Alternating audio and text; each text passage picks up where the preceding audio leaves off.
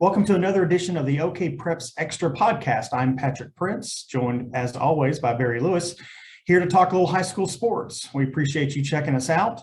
You can watch a video, but this podcast is also available on Google, Apple, and Spotify. So check us out wherever you can. So Barry, in the midst of the playoffs, we got area this week, state next week. You were kind of saying something interesting off air just now about kind of how many games some teams are going to have to win to get into state. Why don't you break that down for us?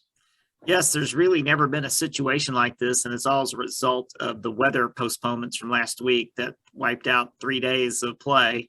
Mm-hmm. So, for example, in 5A and 6A, when you're having the regional and area tournaments, for the boys particularly, the regional and area tournaments all in the same week, half of the teams that make state will have played 4 games in 6 days.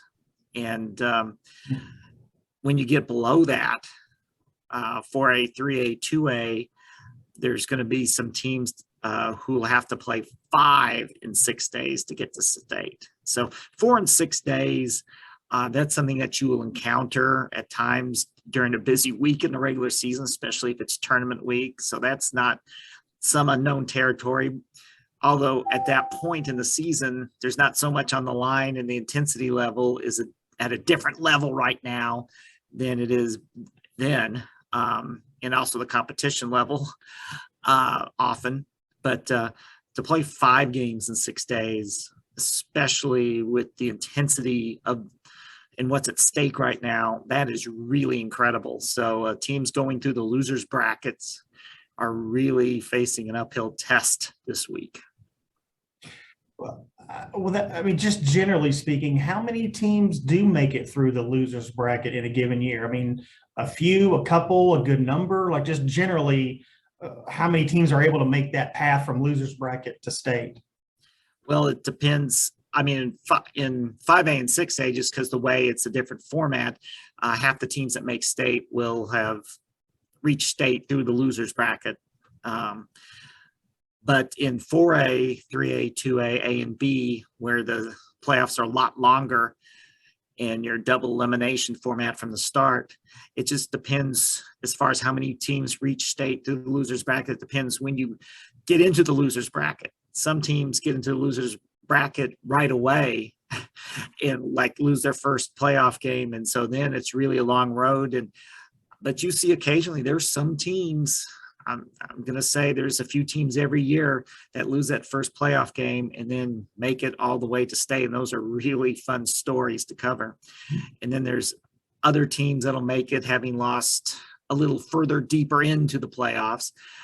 And so it really depends at what point you suffer that loss. But I think people would be surprised how many teams go through the losers bracket, especially those who lose before the area tournament.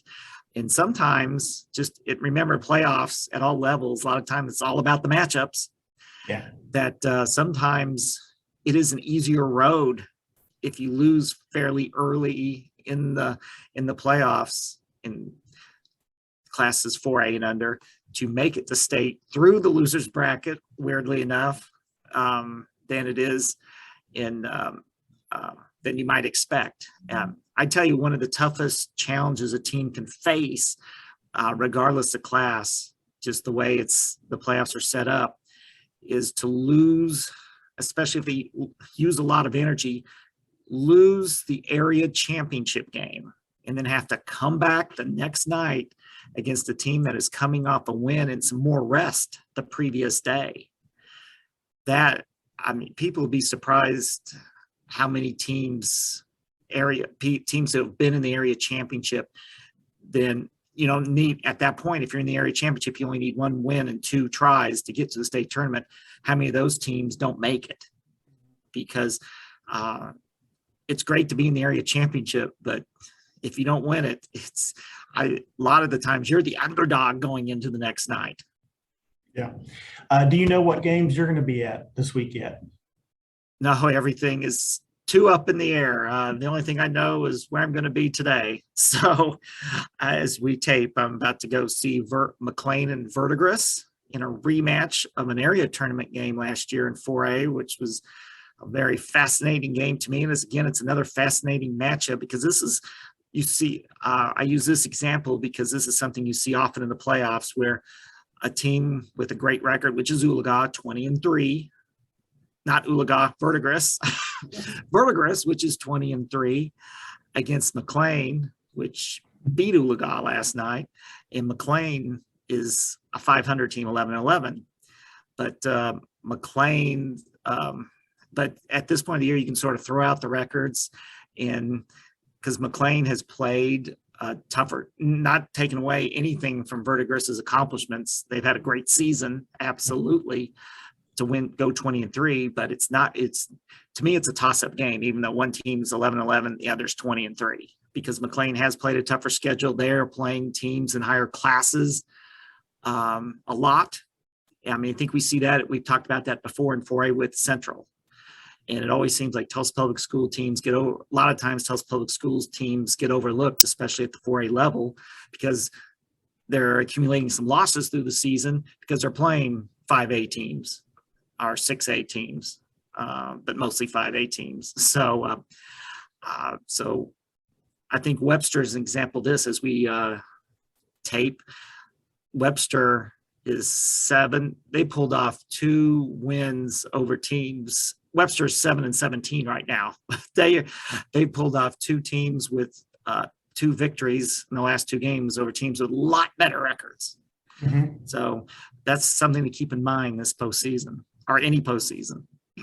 So Barry, we should remind people that there are no state tournament games at the Mabee Center this year. They're 6A, 5As at Lloyd Noble Center in Norman, and then games that are traditionally at the Big House in Oklahoma City will remain there. Is that accurate? Did I get that right?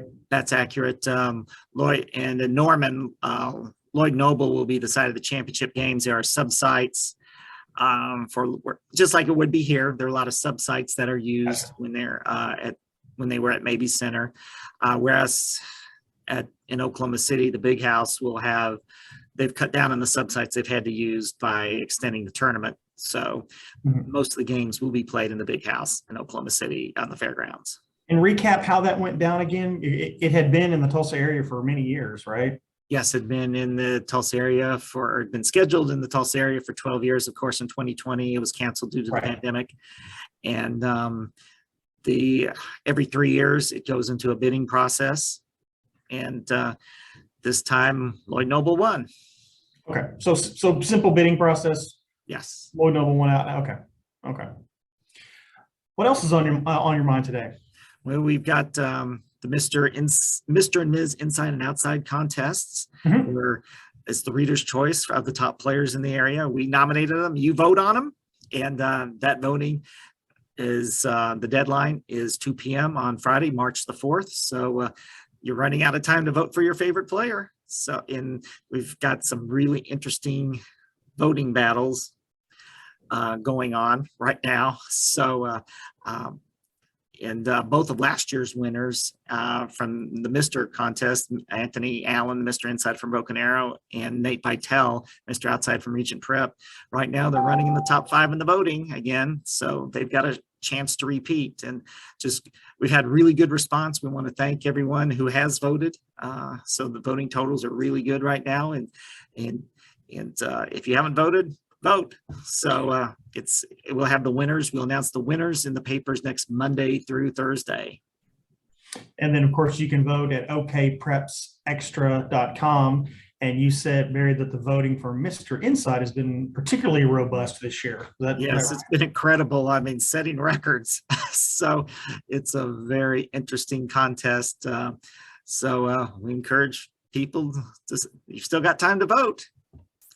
Well, good deal. Glad voting is going well. Always a fun contest. Look forward to profiling the winners and all 4, 2 boys winners, 2 girls winners.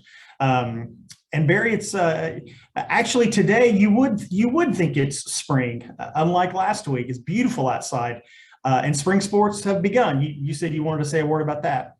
Yes, today is the start, as we tape, the official start of spring sports. Up until now, it's been preseason stuff. So, but now the games start to count, and we encourage strongly all coaches to call in your scores to the Tulsa World. Call in your scores, call in your scoring summaries.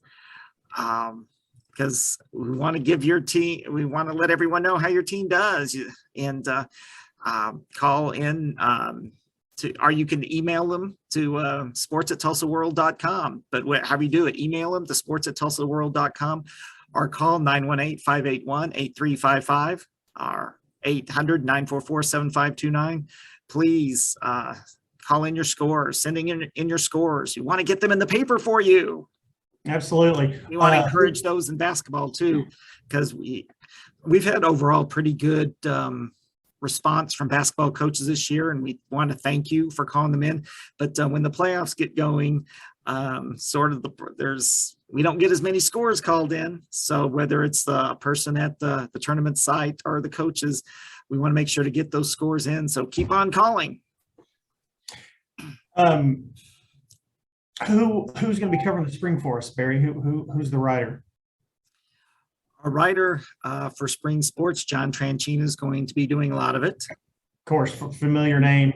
He's done a great job for us over a number of years. Just got done with wrestling and swimming. Yeah, he's good. So yes, he had a busy week. He had a busy weekend, compacted weekend as the weather. Thankfully, the weather didn't push wrestling off last weekend. It just made cause for a little bit later start on Friday night, and it was quite an exciting weekend of wrestling down in Oklahoma City, and John was right on top of things as always. Yep, it's great to have him. He does a great job. Look forward to seeing what he's got this spring. All right, Barry, any parting shots, or we'll call it good for this week? Well, the biggest upset probably in the boys basketball so far in the playoffs, in the large school at least, in 6A. I sort of called this about a week ago, Muskogee over Union in 6A boys on Monday night. It was a matchup that I thought, again, Union was a team that could beat anyone. It's one of the handed Booker T. Washington, the top seeded team, one of its 2 losses. Mm-hmm. But you also felt Union could beat anybody. But that was as I said, it's all about the matchups in the playoffs. And Muskogee was a bad matchup, knew that going in for Union. And Muskogee had beaten Union earlier, and Muskogee defeated Union. So how are they a bad matchup? What was Muskogee able to exploit, Barry? It's just, they've got a great guard, Javante Soup Campbell, and he had a great game. And it's just, and it was a pretty even matchup going in. We knew that it was a toss-up game, and Muskogee came away with the narrow victory.